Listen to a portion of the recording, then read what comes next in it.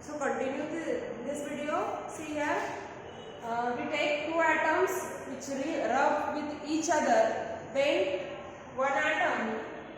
First of all, both the atom has the number of electrons and number of protons number are same.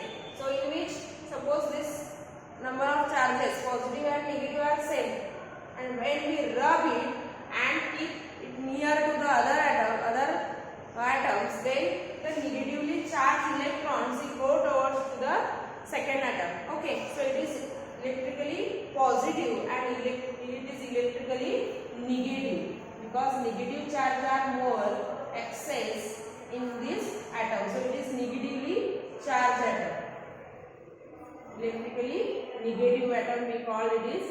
So first of all काय होती पहिली स्थिती की प्रत्येक atom मध्ये number of positive आणि negative charge काय असतात सेम असतात, आणि जेव्हा ते एकमेकांवर रब केले जातात किंवा एखाद्या अदर ऑब्जेक्टला आपण त्याला रब करतो तर काय होतं, सपोज आता दोन बॉल्स माझ्याकडे आहे आणि त्यांना मी एकमेकांना रब करते, तर याच्यामधले काही निगेटिव्ह आयन्स याच्यामध्ये जातील आणि याच्यामधले काही म्हणजे याच्यामध्ये एक्सेस होऊन जाईल, एक्सेस निगेटिव्ह इलेक्ट्रॉन्स इथे तयार होतील, एक्सेस निगेटिव्ह चार्ज होईल. So it is electrically negative and it is electrically positive, आणि मग परत ते काय करतील बॅलन्स करण्याचा प्रयत्न करतील. So that's why after another situations they attract towards the that atom. Means हे ॲटम्स निगेटिव्हली चार्ज इलेक्ट्रॉन्स याच्याकडे अट्रॅक्ट करतील, कारण इथे मोर झालेलं आहे, तर परत काय करेल ते याच्याकडे निगेटिव्ह आयन्स परत येतील, म्हणजे पॉझिटिव्ह कडे ते अट्रॅक्ट करतील. बरोबर आहे. अशा प्रकारे हे काय होतील मग इलेक्ट्रिकली न्यूट्रल. म्हणजे सपोज याचे 3 आयन्स जर घेतले असतील तर याला 3 आयन्स काय होतील परत मिळतील. Okay, so it is now electrically neutral. समजलं इलेक्ट्रिकली न्यूट्रल कशाला म्हणतात, की जेवढे नंबर ऑफ प्रोटॉन्स आणि नंबर ऑफ इलेक्ट्रॉन्स आहे त्यांचे नंबर्स काय आहे सेम आहे. फर्स्ट ऑफ ऑल त्यांच्यामध्ये सेम असतात. रबिंग होतं, रबिंग केल्यामुळे निगेटिव्ह इलेक्ट्रॉन्स दुसऱ्याकडे अट्रॅक्ट होतात, त्याच्या पॉझिटिव्ह सोबत रिॲक्ट होतात, पण त्याच्याकडे मग आता निगेटिव्ह आयन्स मोर होतात, निगेटिव्ह चार्ज मोर होतो, आणि पहिल्याकडे पॉझिटिव्ह चार्ज मोर, म्हणून हा पॉझिटिव्हली चार्ज, सेकंड हा निगेटिव्हली चार्ज. परत मग इम्बॅलन्स येतो, त्यांना न्यूट्रल होण्यासाठी याला प्रोटॉनची गरज म्हणजे पॉझिटिव्ह चार्जची गरज असते, एकाला निगेटिव्ह चार्जची गरज असते, ते एकमेकांना ते काय करतात बॅलन्स करतात. जेव्हा एकमेकांना बॅलन्स होतात म्हणजे जेवढे पॉझिटिव्ह तेवढे निगेटिव्ह त्याच्यामध्ये येतात, तेव्हा आपण म्हणतो की it is the neutral atom. समजलं. काही ऍक्टिव्हिटी तुमच्या बुकमध्ये दिलेल्या आहेत त्या बघा. First of all try this activity. Material paper, polythene, nylon, cloth, cotton cloth, silk cloth, असे क्लॉथ्स घ्यायचे मटेरियल्स म्हणून, आणि बघा काय करायचं, जे जे ऑब्जेक्ट तुम्हाला मेन्शन केलेले आहेत, बलून आहे, बॉल पेन रिफिल आहे, इरेझर आहे, वुडन रबर आहे, स्टील स्पून आहे, कॉपर स्पून आहे, अशा प्रकारचे जे दिसतात ते तुम्हाला ऑब्जेक्ट, हे काय करायचे त्या क्लॉथवर जे तुम्हाला दिलेले आहे त्या क्लॉथवर रब करायचे. ओके.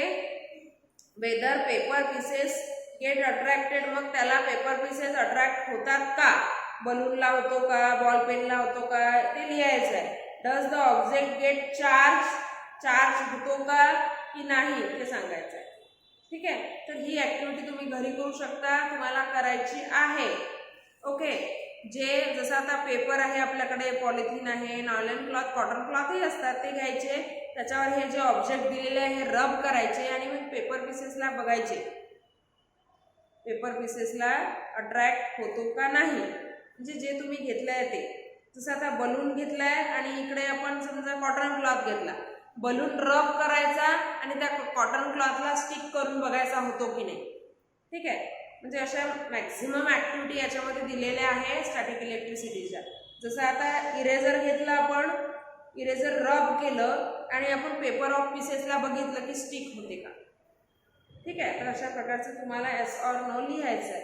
आता हे तर माहीतच आहे आपल्याला की ॲटम हा इलेक्ट्रिकली न्यूट्रल असतो, आणि त्याच्यामध्ये जर अनइक्वल अमाऊंट झालं असेल पॉझिटिव्ह आणि निगेटिव्हचं, ज्याचा अमाऊंट जास्त असेल तो तेव्हा इलेक्ट्रिकली न्यूट्रलचा काय होतो की इलेक्ट्रिकली पॉझिटिव्हली चार्ज किंवा निगेटिव्हली चार्ज, पॉझिटिव्हली चार्ज म्हणजे पॉझिटिव्ह आयन्स जास्त होतात आणि याच्यामध्ये निगेटिव्ह. ओके.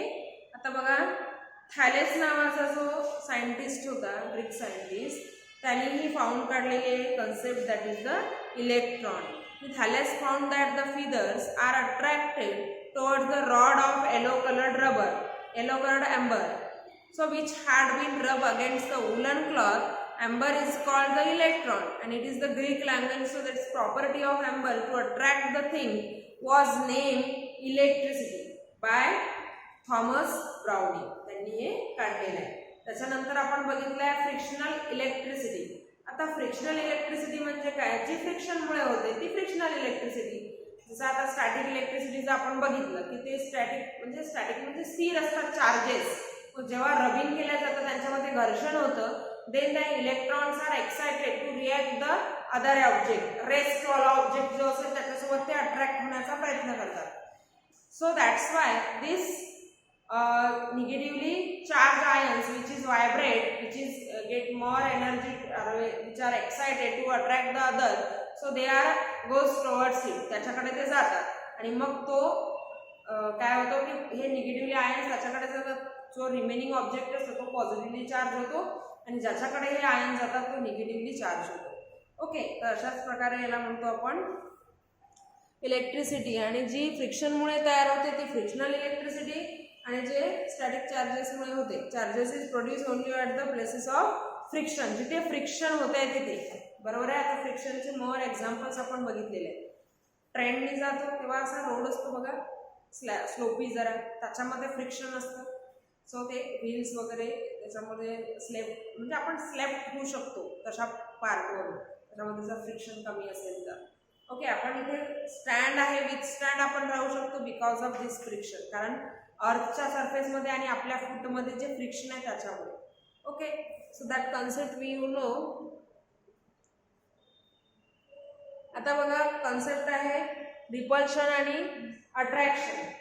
आता जेव्हा हे पॉझिटिव्हली चार्ज दोन्हीही रॉड असतील, दोन्हीही रॉड पॉझिटिव्हली चार्ज आहे आणि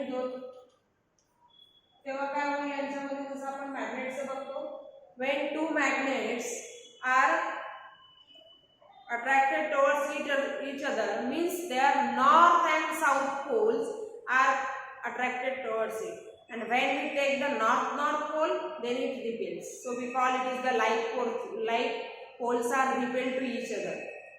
Opposite poles are attract each other. तसंच यांचं असतं की पॉझिटिव्ह आर जनरेट झालेले असतील, स्टेडी असतील, दोन्ही ऑब्जेक्ट स्टेडी असतील तर ते स्टिक होणार नाही.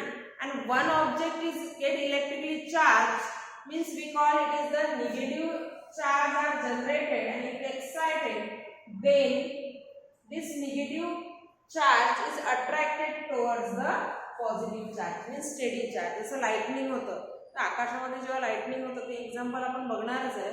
तर ते जे क्लाउड्स असतात ते इलेक्ट्रिकली चार्ज झालेले असतात. Negative ions are generated in it, so they attracted towards the steady means flower म्हणजे कोणतीही इमारत असेल किंवा जे काय आपल्याला ऑब्जेक्ट मध्ये दिसेल, डोंगर असतील, मोठमोठ्या पर्वत वगैरे, माउंटेन्स वगैरे जे काय ते असतील, त्यांच्याकडे काय होते ते अट्रॅक्ट, कारण ते स्टेडी असतात, त्याच्यामध्ये पॉझिटिव्ह आयन्स असतात, steady ions, positive ions.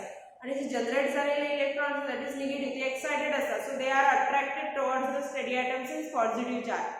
that negative charge is attracted towards the positive charge and then it generates the electricity. So आपल्याला लाइटनिंग दिसतं. ओके, तो कन्सेप्ट सुद्धा आपण बघणार आहे. सो आपल्याला महत्त्वाचं आहे की पॉझिटिव्ह म्हणजे same charges are repel each other, that shows the repulsion, and opposite charges are attract to each other like a magnet. Okay, so that's why we call it is the very easy to find out when the attraction between the unlike electric charge and when repulsion is used as the test of identifying the electrically charged object. बरोबर आहे की तो object electrically charge आहे का नाही हे बघण्यासाठी आपल्याला repulsion is the most important process. It is the most important method. When this object both are steady, then it is not electrically charged, because means that negative charge is not generated here, and when both are rubbed to each other, then all the electrons are generated So that's why these like pulses are repelled. Means when we take the two steady poles, two steady objects, then they repel each other. And when we keep near to the two object which is rub, so they are also repel each other because both having the negative charges. But when we take the one steady and one charge atom, then it attracted towards it. So that is the method to identify the electrically charged object. त्याच्यासाठी एक activity दिलेली आहे. स्ट्रॉची बॉटलवर ठेवायची straw आणि ठेवल्यानंतर पहिल्यांदा steady straw ठेवायचे म्हणजे कोणत्याही प्रकारचं घर्षण न करता. आणि नेक्स्ट वेळेला काय करायचं, समजा ही बॉटल आहे याच्यावर हा एक आपण स्ट्रॉ ठेवलाय. ओके, हा स्ट्रॉ ठेवलाय, एक आणखी एक स्ट्रॉ ठेवायचा. ओके, तर हा जो स्ट्रॉ नेक्स्ट आपण ठेवलाय हा रब करून ठेवायचा.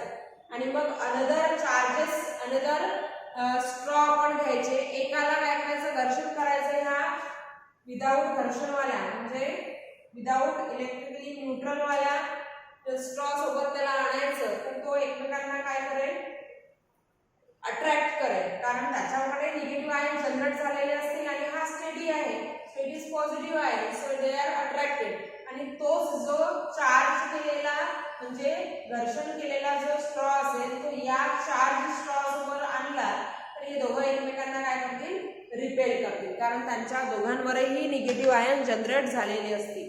So that's why it is the important to identify how to electrically the atom is electrically neutral or not, that we consider, that we conclude by this process. व्यवस्थित रीड करा, खूप छान आहे. एक्झाम्पल ऍक्टिव्हिटी सगळ्या करून बघा आणि मग मला रिझल्ट सांगा. Okay, good.